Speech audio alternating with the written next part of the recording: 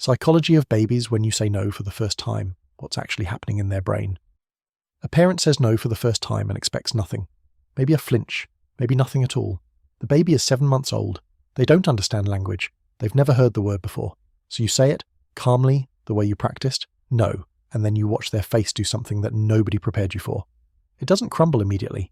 First it freezes, completely still like something inside just stopped. The eyes lock onto yours with an intensity that feels wrong for something that small. And then, slowly, in a sequence so deliberate it looks almost theatrical, the bottom lip goes first, then the chin, then the whole face collapses inward, and what comes out isn't the crying you know. It's something older than that, something that sounds less like frustration and more like grief. Most parents assume it's the tone, the sharpness of the sound. They spend months after that first trying to find the right way to say it. Softer, gentler, more musical. It doesn't help. And the reason it doesn't help is because the sound was never the thing the baby was responding to. What they detected in that moment has nothing to do with acoustics, and what it reveals about the infant nervous system will permanently change how you understand that face. Let's start with the theory that almost every pediatrician will offer, because it sounds scientific and lands cleanly. Babies react to no because of the auditory profile. Short, percussive, slightly jarring. The same way they react to a loud noise or a sudden movement. Startle response, tone detection. The word is irrelevant, just the sound. It's a reasonable theory. It also falls apart the moment you test it. Researchers at the University of British Columbia ran a deceptively simple study in 2014. They exposed infants between 5 and 8 months old to the word no delivered 3 different ways: sharp and loud, calm and firm, soft and almost whispered. Same word, same speaker, same context. If the startle theory was correct, the sharp version should produce the strongest response, and the whispered version should produce almost none.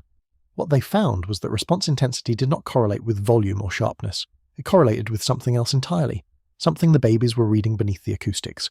The researchers called it social valence detection, the ability to identify, not a sound, but a social signal, not the word, the meaning behind the person saying it. 5-month-old infants with no language, no explicit understanding of prohibition, were somehow extracting the interpersonal content from a single syllable and responding to that. The question that finding opened was one of the most uncomfortable in infant neuroscience.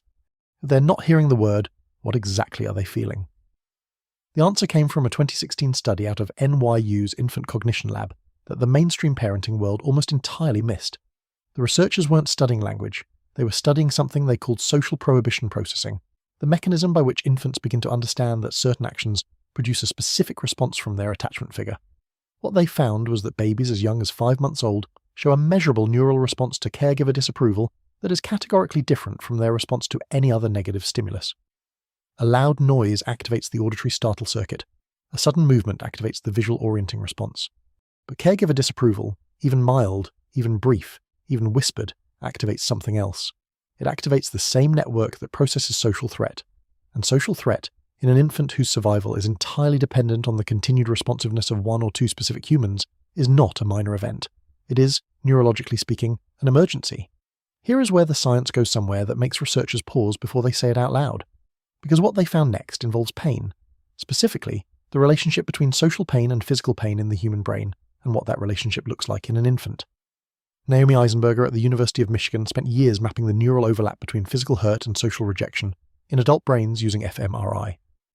Her finding, now one of the most replicated in social neuroscience, is that the anterior cingulate cortex, the region that processes the distress component of physical pain, activates during social rejection at comparable intensity.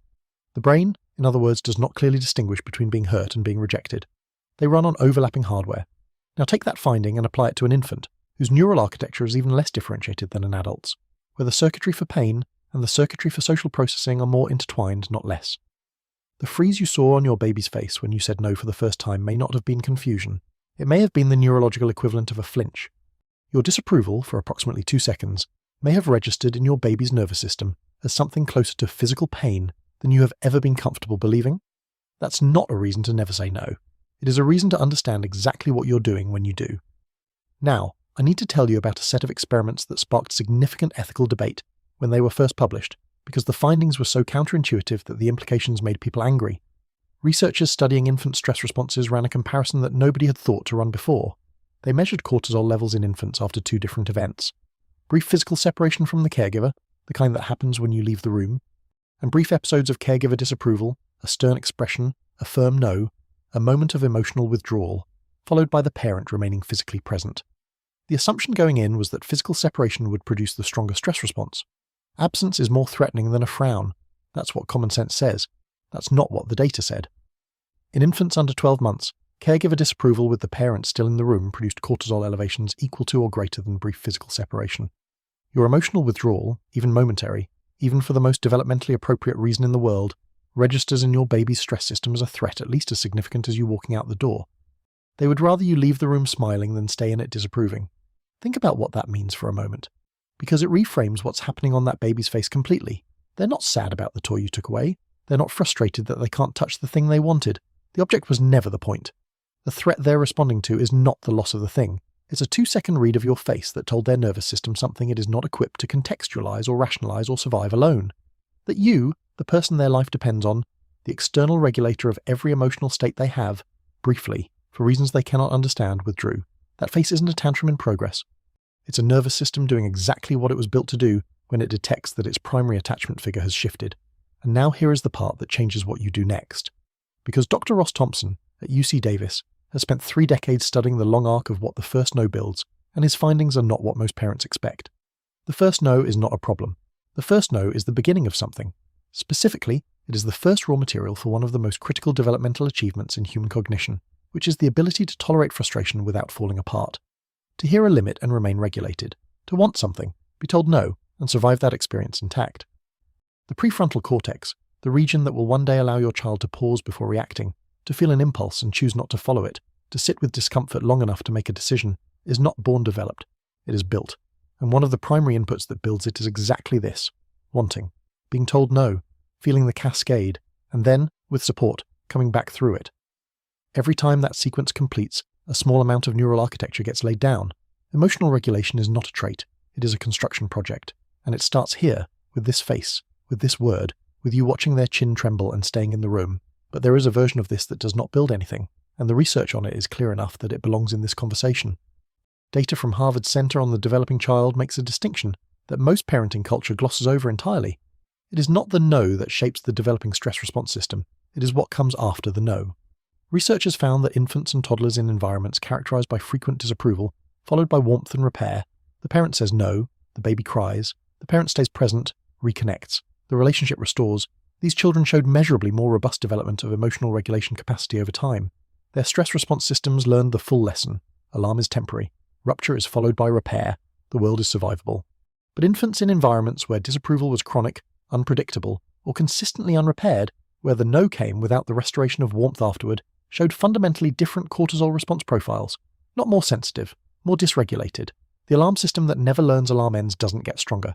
It gets stuck. It's not the rupture that determines the outcome. It is whether repair comes. So here is what you now know. That freeze on your baby's face when you said no for the first time was not about the word. It was not about the toy. It was a nervous system built for survival, detecting a 2-second shift in the face of the one person whose face is its entire world and responding with every alarm it has. The grief in that cry is real. The pain in that expression is real. And you caused it, appropriately, necessarily, as an act of parenting that your child's developing brain actually requires. Your job was never to avoid the no. Your job is to be the thing that comes after it. The face that returns, the warmth that restores, the proof, delivered again and again and again across thousands of small ruptures in the first 2 years of life. That alarm ends, that you are still there, that the world is safe enough to calm down in. That crumbling face is not asking you to take back the no, it is asking you one question. And the answer you give with your presence, with your warmth, with the repair that follows, is the most important thing you will ever say without words.